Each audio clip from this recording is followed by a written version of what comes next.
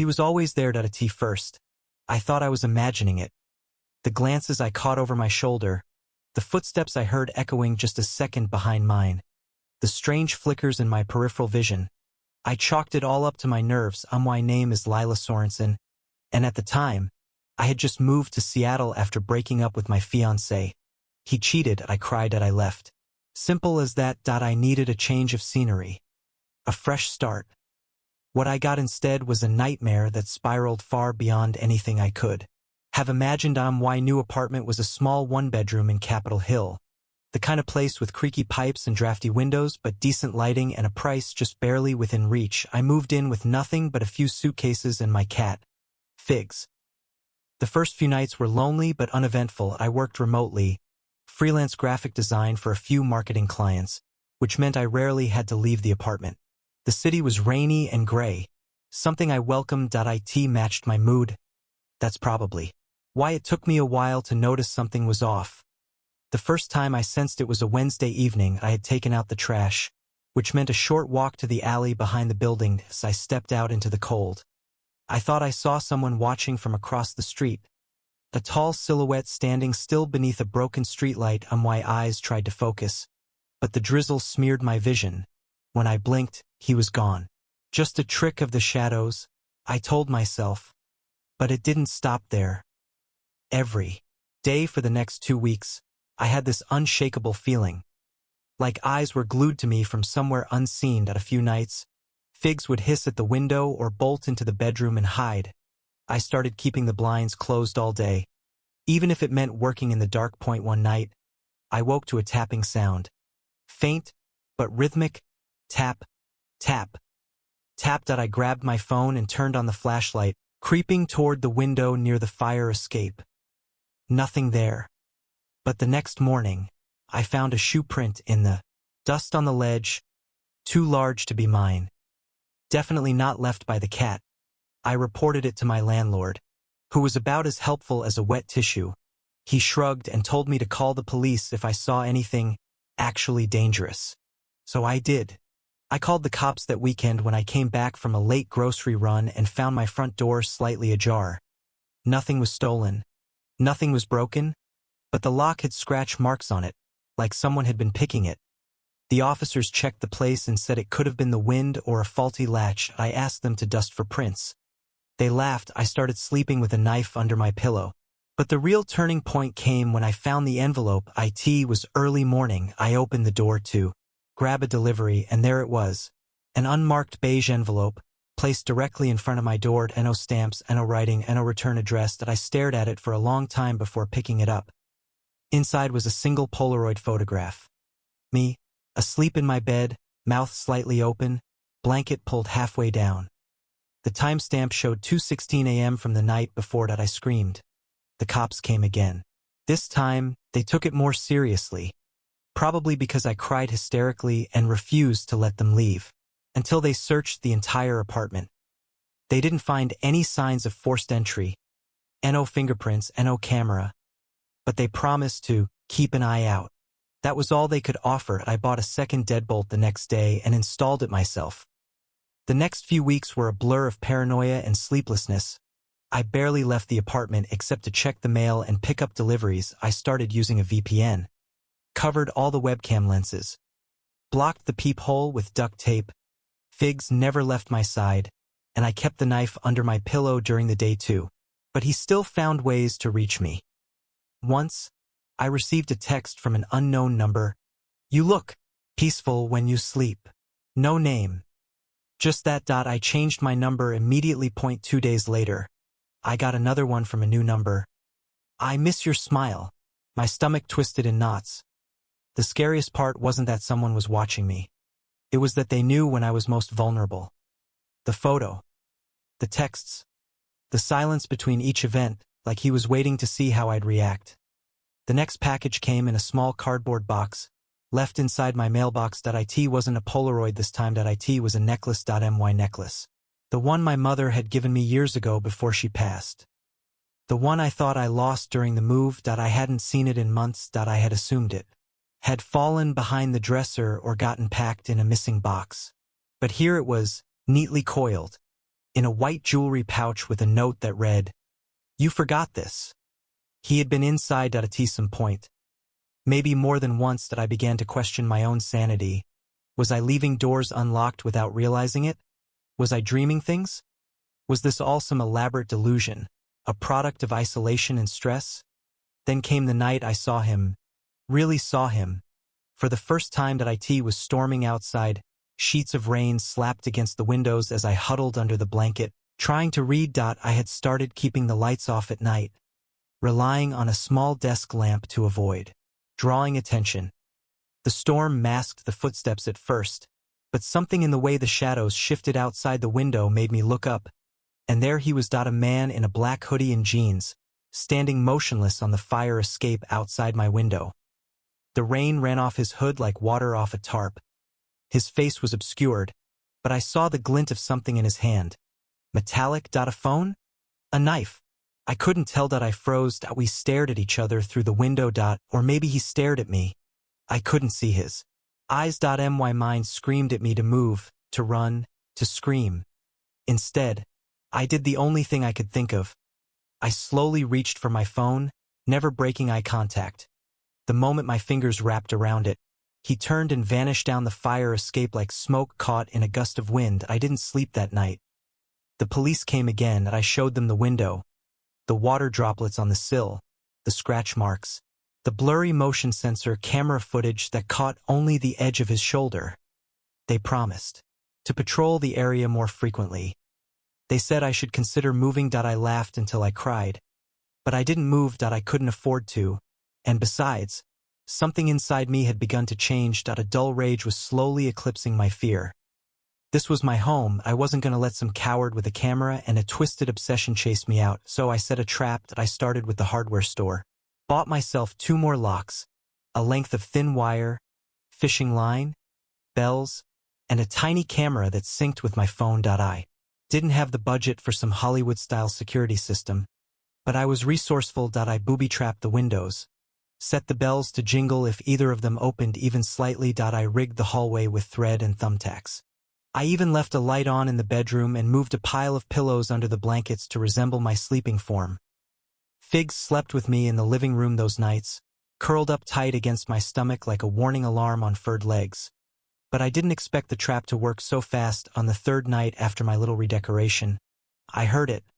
The bells. A faint, delicate jingle from the bedroom, followed by the creak of the window pane easing upward. My heart slammed in my chest. Each beat like a thunderclap against my ribs. I tapped my phone screen.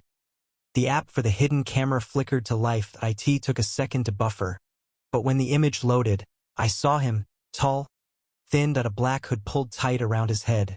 He moved slowly, carefully, like he knew the place already.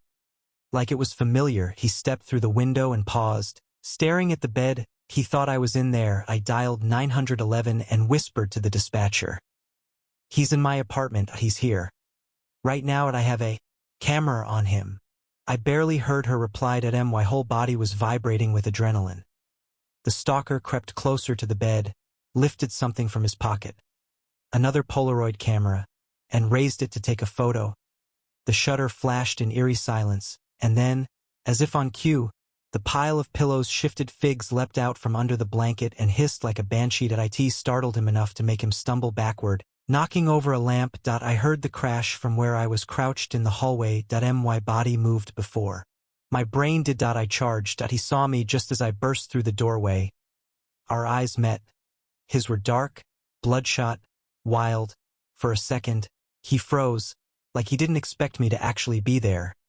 Then he ran. I lunged, caught the edge of his sleeve, and yanked. He went down, hitting the floor hard, but twisted like a snake and kicked out, catching me in the ribs. I collapsed, breath gone. He was out the window before I could rise.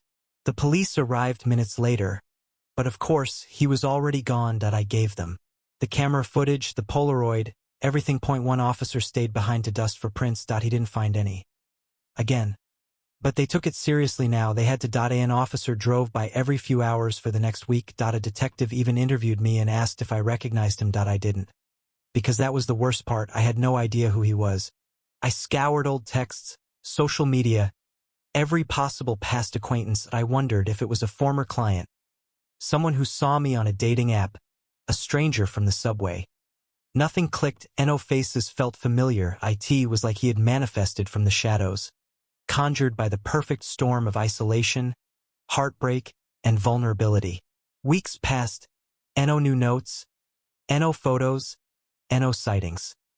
The police advised me to change locations for a while, so I packed a bag, left the cat with a friend, and rented a month-to-month room in West Seattle under a different name. I paid cash. I didn't update any addresses, no Instagram posts, no check-ins. I went dark, and for a while, I thought it had worked. The nightmares didn't stop, of course. Every creak in the hallway felt like his footsteps. Every rustle of leaves became a whisper of movement. I triple-locked my new door every night, slept with a knife and pepper spray on the nightstand. I even bought one of those portable door wedges with an alarm built in. I was hyper-vigilant.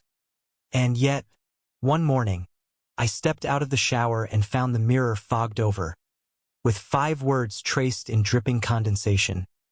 "You're safe with me now." I collapsed onto the floor, choking on sobs. My knees gave out beneath me. I don't remember calling the police, but they came. Again. Only this time, there were no signs of forced entry, no prints, no footage. The room was sealed. My wedge alarm hadn't gone off. The deadbolts were intact, no windows broken. They said maybe it was a prank. Maybe I wrote it myself and forgot. Maybe I was cracking under pressure. I started to believe them. Maybe I was. But then I remembered something. Condensation fades. The only way to write a message on a fogged mirror is to be there when the fog forms, which meant he'd been in the room, while I was in the shower. That broke something in me. I left that night. I didn't pack. I didn't wait. I drove 6 hours to Oregon to stay with my aunt in Bend. She welcomed me with open arms, though my eyes must have looked wild, bloodshot, hunted. She didn't ask questions at first. She just handed me tea and showed me the guest room. It took me 2 weeks to feel like I could exhale again. New messages. No signs. Figs was safe. I was safe. Or so I thought. Until one night, while I was brushing my teeth, I saw something taped to the bathroom mirror. It hadn't been there the day before. A Polaroid. Me. Sleeping. But the angle was different. The shot was taken from the ceiling corner, as if from a height or a mounted position. I checked the room frantically. The smoke detector had a tiny pinhole in the center. I unscrewed it. Inside was a tiny camera, black, lens no wider than a pea. He had found me again. But this time, I wasn't the same terrified woman huddling in bed with a knife. This time, I had a plan. I waited. I took the Polaroid, packed a decoy bag, left it on the bed, and told my aunt I was going for a walk to clear my head. Then I slipped out the back door, ran through the woods behind the house, circled back, and hid in the garage. I waited until nightfall. I didn't have to wait long. Around 1:37 a.m., I heard the front door unlock. Not break open, unlock. My blood turned to ice. He had a key. Or a copy of it. He moved through the house like he belonged. No flashlight. No hesitation. I watched through the garage window as he entered the guest room. I dialed 911 and whispered, "He's here. I'm watching him. Don't use sirens. Come silent." The dispatcher listened. Within 15 minutes, squad cars converged on the property. The stalker was still inside, crouched over my fake bag, pawing through my things. He didn't even hear them coming. He was arrested on the spot. His name was Randall Bell. No criminal record. No known connections to me. But his apartment was a different story. The police found dozens of photos of me from months before I even moved to Seattle. Candid shots. Restaurant patios. Grocery aisles. Parking lots. Some from so far away they must have been taken with a telephoto lens. Others up close. Some were even inside my apartment. They also found wigs, women's clothing, burner phones, handcuffs, duct tape, and a list. A handwritten list labeled possibilities. My name was at the top. Under it, 6 others, each name crossed out. I wasn't his first, I might not have been his last. But I was the one who fought back. The weeks following his arrest felt like living through the aftershock of a quake. Everything was cracked, trembling, uncertain, but at least the worst was over. Or so I told myself. Randall Bell was denied bail. The charges stacked high and stuck hard. Breaking and entering, stalking, illegal surveillance, criminal trespass, intent to kidnap. A public defender tried to push a diminished capacity defense, but the sheer volume of evidence, Polaroids, notes, devices, made that a near impossibility. The detective handling my case, a woman named Garcia, told me in confidence that Randall had been tailing me for months before I even left Chicago. "He followed you here," she said over coffee one day. "You never noticed him, but we think he may have been planning to approach you long before you knew you were a target. He had apparently rented a unit across from my old apartment, set up cameras in my building's shared laundry room. She even showed me some of the recovered footage. Grainy, time-stamped clips of me folding towels or hauling groceries. I nearly vomited watching it. There was something uniquely horrific about seeing yourself from someone else's secret lens, like you were prey, and only now realizing the predator had been circling for far longer than you'd known. That I returned to Seattle eventually. That I didn't want to, but I needed to reclaim it. If I didn't, I'd be letting him steal something else from me. My sense of place, of normalcy. I moved to a different neighborhood, one with better lighting, surveillance, security patrols. I started therapy. I bought a dog, a rescue shepherd named Willow who never let me leave her sight. I still kept the knife by my bed. Old habits die hard. But the worst part wasn't the flashbacks, or the paranoia, or the trouble sleeping. The worst part was that I missed feeling safe, and I wasn't sure I ever would again. For a while, I avoided the trial. My attorney offered to represent me without requiring testimony unless it became necessary. But something inside me hardened as the months wore on. I wanted to face him, to look him in the eyes and let him know I saw him now, that I wasn't a shadow anymore, that I'd pulled myself from the pit he'd tried to bury me in. When I walked into the courtroom that day, I dressed in all black, not to mourn, but to armor. Randall sat at the defense table, thinner, paler than I remembered. His eyes locked onto mine the moment I entered. I held his stare. There was no flicker of recognition from him, and no remorse, just that same flat, reptilian stillness he'd shown when I caught him in my room. I took the stand. I told him everything. From the first envelope to the night he was arrested. My hands trembled, but my voice held. I described how he shattered my sense of safety, how he toyed with me like a cat with a mouse, how he made me question my own sanity. And when the defense tried to cast doubt on my mental state, implying I may have overreacted, exaggerated, or fabricated some of the events due to stress or trauma, I stared straight at them and said, "You didn't find pictures of you sleeping in someone else's apartment." I did. The room was silent.